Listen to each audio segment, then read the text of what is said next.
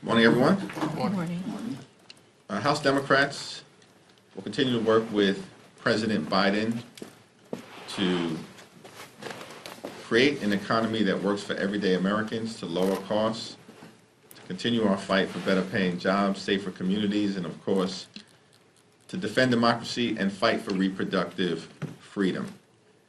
Consistent with our objective to continue to put people over politics, President Biden and the administration released a budget early this week that will do at least three important things.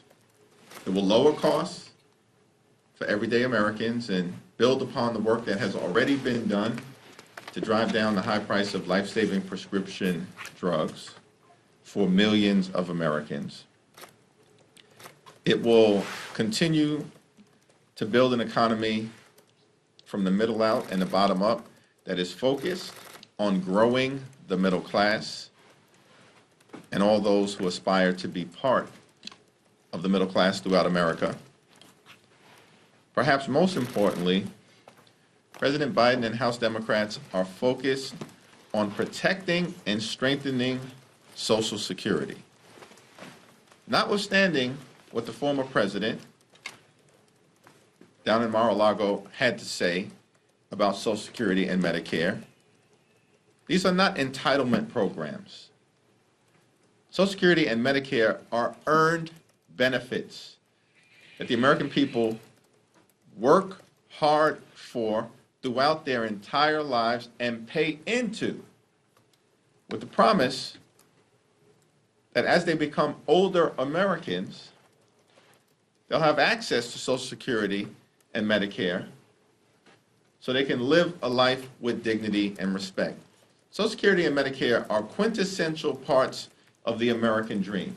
Donald Trump and the extreme MAGA Republicans want to end Social Security and Medicare as we know it. It's not a secret. They have said it publicly over and over and over again, including this week. And that will establish a clear contrast between President Biden and House Democrats, who are going to fight to protect and strengthen Social Security and Medicare, and the extreme MAGA Republicans who want to take these things away, just like they ended Roe v. Wade and reproductive freedom for tens of millions of Americans all across America. If it can happen to Roe v. Wade, then of course the extreme MAGA Republicans will continue to try to detonate things in the United States of America that we believed were untouchable. And we're going to push back aggressively against it. Questions? The House just passed the TikTok bill. How do you want the Senate to handle it? Well, the House passed the bill in a decisive and bipartisan fashion, and it's now appropriate for the Senate to evaluate the merits of the legislation. I don't support a ban on TikTok. The legislation did not ban TikTok. It's simply a divestiture of TikTok so that this social media platform can be owned by an American company that would protect the data and the privacy of the American consumer from malignant foreign interests like the Chinese Communist Party. Senator Chris Coons yesterday sort of poured cold water on the urgency of passing the TikTok bill in the Senate, basically saying that it's more urgent that the House passes the Taiwan, the Ukraine aid, the Israel aid. Any concerns about the Senate trying to either hold this bill hostage for that one, slowing things down so that it forces the House to? I agree with Senator Coons that if my Republican colleagues actually care about America's broad and comprehensive national security interests, that the most significant thing that House Republicans can do is to bring the bipartisan, comprehensive national security bill, which will provide support for our democratic allies in Israel, Ukraine, and in the Indo-Pacific to counteract the Chinese Communist Party and at the same time provide humanitarian assistance to civilians in Gaza and other parts of the world who are in harm's way through no fault of their own.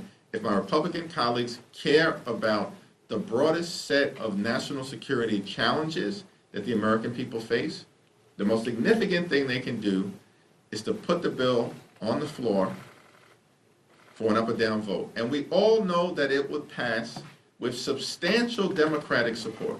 But do you think that the Senate should hold that bill, the TikTok bill, hostage until the House takes care of this bill? Who am I to tell the Senate what to do in terms of its own agenda? There's a process. They pass bills, send it over to us for consideration. We pass bills, send it over to them. The ball is now in the court of the senators, and I trust Leader Chuck Schumer. Thank you. So you met yesterday with President Duda of Poland and Speaker Johnson, and President Duda told us that he made the case for passing the supplemental. Did Speaker Johnson indicate that any shift in his position? How did he react? Speaker Johnson continues to maintain that he understands the importance of passing the national security bill and funding the Ukrainian effort, which has been brave and valiant in pushing back against Russian aggression. We cannot allow Vladimir Putin to succeed in Ukraine, as it will undermine America's national security interests and that of the West, NATO, and democratic allies throughout the world. We'll see what happens. I think the clock is ticking, and we have to get the bipartisan national security bill over the finish line before we leave town next Friday, March 22nd. Before we leave town. It's reckless to do otherwise. Thank you, Mr. Leader. Going back to TikTok, spoke to a few members who felt that the bill was rushed to the floor. Do you share those concerns? And what's your message to those members who felt like this process was rushed?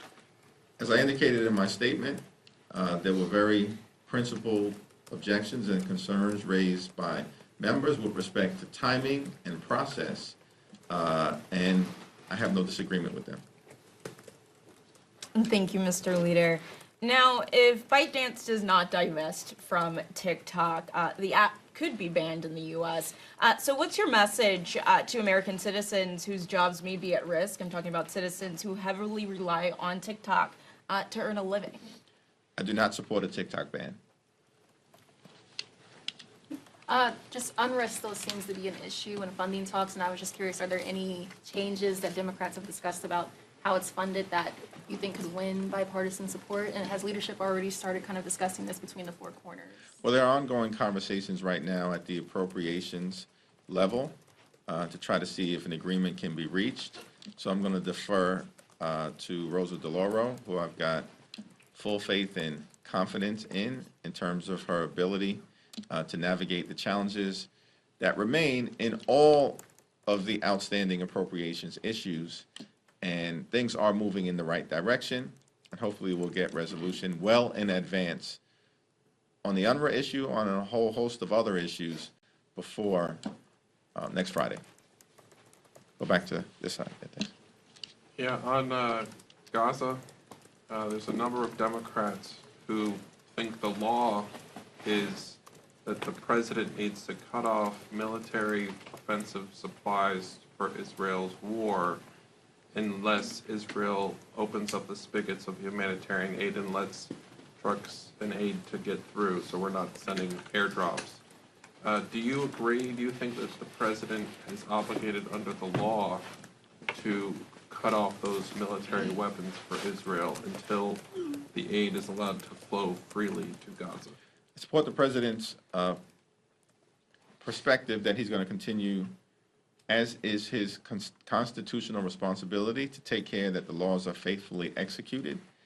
And as he's indicated, he's going to continue to support Israel's right to defend itself. And our commitment, of course, to Israel is ironclad, while at the same time making sure that we can get the hostages out and surge humanitarian assistance in so that we can help the innocent civilians in Gaza who are in harm's way through no fault of their own, as well as civilians in other theaters of war across the country, across the world. I've heard from some of your members who are worried that, given the lobbying campaign that preceded this TikTok vote, young voters will believe it's a ban, whether it is or not, and will punish the Democratic Party for joining it in force, given that they're the overwhelming, they overwhelmingly vote for Democrats in elections. Are you concerned? Is that a valid concern that there will be a backlash from young voters to this? I don't support a TikTok ban, and I have every confidence in the world that whatever the course of this legislation takes as it goes over to the Senate, that TikTok will remain available to those who continue to enjoy the platform at this very moment. Yes, looking ahead to the New York presidential primary, are you concerned there's going to be a large uncommitted or blank vote in the Democratic primary? No, I wasn't concerned about that in advance of President Biden's State of the Union address, and I'm certainly not concerned about it now. President Biden, as they say down south, showed up and showed out. He gave an incredible performance. It was strong, it was serious, it was substantive, it was filled with energy at a high level from the beginning through the middle and all the way through the very end. And when I've been back at home, as well as on the road, the enthusiasm that I've seen for President Biden has increased significantly. It was high before amongst many base Democratic voters, but it has increased significantly in discernible ways subsequent to President Biden's strong performance at the State of the Union. Thank you, Mr. Leader. Back to the Ukraine and national security supplemental. It does seem like we're at a standstill here, and I'm wondering if there's any push that you're able to make or Democrats are able to make. There are these dueling discharge petitions. Obviously, the Senate bill is an option. It just, what else can you do as Democrats to move this, knowing that the Speaker is sort of not willing at this point to engage in the discharge or engage in putting it on the floor? Yeah, I would take issue with politely, with the notion that there are dueling discharge petitions. One has 15 signatures, the other is about at 180. That's not dueling discharge petitions. It's a reaffirmation that the only clear path is to put the bipartisan, comprehensive, Senate-passed bill on the House floor for an up or down vote, and it will pass overwhelmingly with Democrats and Republicans. That is the only path forward. And this week further validated that dynamic. We cannot allow Ukraine to be overrun by Russia, because what will happen is that American lives are likely to be on the line unless we were to believe that if Putin wins in Ukraine, he stops there. When he didn't stop in Georgia and he didn't stop in Crimea. Breaking news, he's not stopping in Ukraine if he's allowed to be successful. And in that neighborhood, it's filled with NATO allies, including Poland, which is one of the reasons why President Duda was so strongly supportive of making sure we continue to support the Ukrainian effort, because democracy and the free world are on the line against autocracy and tyranny.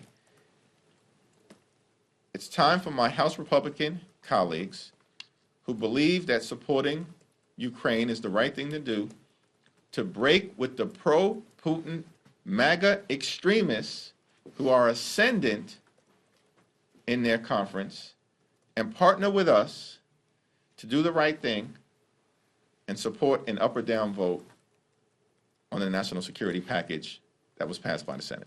And sir, just to follow up on a different topic, if I could, the House Republicans on the Administration Committee yesterday launched a sort of reinvestigation of the January 6th investigation, and they're, I guess, planning a series of hearings. Is that something that Democrats are supporting? Can you talk a little bit about what you see coming from this work?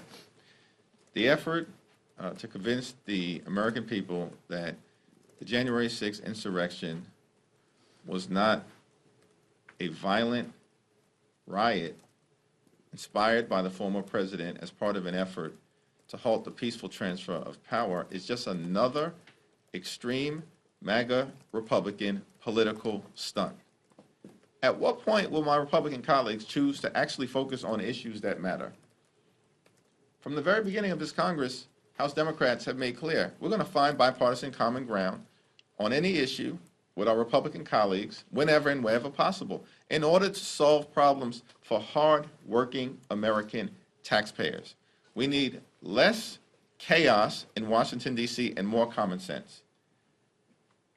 And I don't know why my Republican colleagues continue to put political stunts over the American people. We should be putting people over politics. That's what House Democrats are going to continue to do. Focus on affordability, lowering costs, being able to access affordable housing, addressing the challenges at the border, and fixing our broken immigration system. These are the issues that we should be focused on. The January 6th situation was a violent insurrection that the American people could see and watch in real time with their own eyes. This political stunt in trying to convince the American people that the violent insurrection was legitimate political discourse or a normal tourist visit is a joke. It's embarrassing. What is wrong with these extremists? You keep losing elections. It's not working. Partner with us. Let's solve problems on behalf of the American people. Thank you, everyone. Oh, last question? Sorry. Yes, thank you. Wanted to follow up on the situation in Gaza. President Biden said over the weekend that an Israeli invasion of Rafa would be a red line that the U.S. can't support.